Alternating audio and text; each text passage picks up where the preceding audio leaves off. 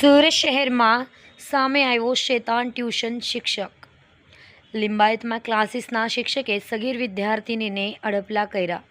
Limbayat Sanjay Nagar circle પાસે આવેલા enjoy tuition ક્લાસીસના શિક્ષકે 15 વર્ષીય વિદ્યાર્થિનીની છેડતી કરી. લિંબાયત પોલીસ મથકમાં ફરિયાદ નોંધાઈ. આ સગીરાને વહેલી ટ્યુશન ક્લાસીસમાં બોલાવી હતી. શિક્ષકે વિદ્યાર્થિનીને સોફા પર શારીરિક અડપલા કર્યાની ફરિયાદ. લિંબાયત પોલીસે આરોપી શિક્ષક લલિત સોનારની કરી ધરપકડ.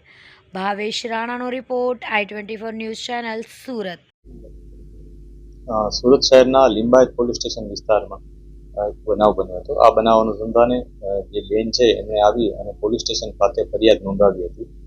ફરિયાદમાં બેને હકીકત એવી દર્શાવી છે કે એમની જે દીકરી છે જે 15 વર્ષ ને 5 મહિનાની છે, એ દીકરી જે જગ્યાએ કોચિંગ જતી હતી એ કોચિંગના જે ટીચર હતા એના દ્વારા દીકરીને છેડતી કરવામાં આવી હતી. આ બાબતને લઈ પોલીસે તપાસ શરૂ કરી હતી. પહેલાં FIR નોંધી અને ત્યારબાદ જે આગળની કાર્યવાહી કરવાની આવે કરવામાં આવી હતી.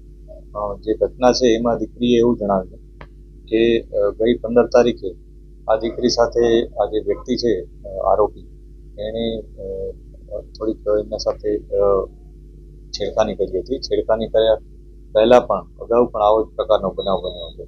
અને એ પ્રકારે દીકરીએ એવું પણ જણાવ્યું કે ગઈ જાન્યુઆરીમાં પણ આ જે કોચિંગ જે ટીચર છે એણે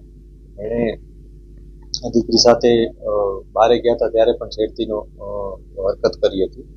હકીકત પોલીસને જે જાણવા મળી છે એમાં એવું પણ જાણવા મળ્યું છે કે જે દીકરી છે એને પહેલાં પોતે 10મા ધોરણ પછી આર્ટ્સ રાખવા માટે ટીચરને ફોન કર્યો હતો અને ટીચરે એને જણાવ્યું કે તું કોમર્સ રાખ, હું તને કોમર્સનું કોચિંગ પણ આપીશ.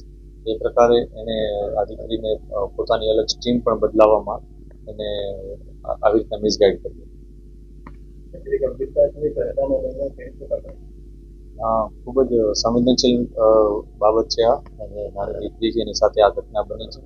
કેમ કે જે ટીચર પાસે ભણવા જતી હતી અને એને પહેલાં તો મિસગાઈડ કર્યું અને મિસગાઈડ કરીને એને પોતાને ત્યાં કોમર્સમાં એડમિશન લેવડાવીને પોતાને ત્યાં કોચિંગ માટે બોલાવે. કોચિંગમાં આ પ્રકારની હરકત કરી છે. દીકરીની ઉંમર નાની છે એટલે અમે ખૂબ જ સંવેદનશીલતાપૂર્વક આ તપાસ કરી રહ્યા છીએ અને જે આરોપી છે એને અરેસ્ટ કરી લેવામાં આવેલ છે અને આગળની જે કાર્યવાહી હોય કરવામાં આવી રહી છે.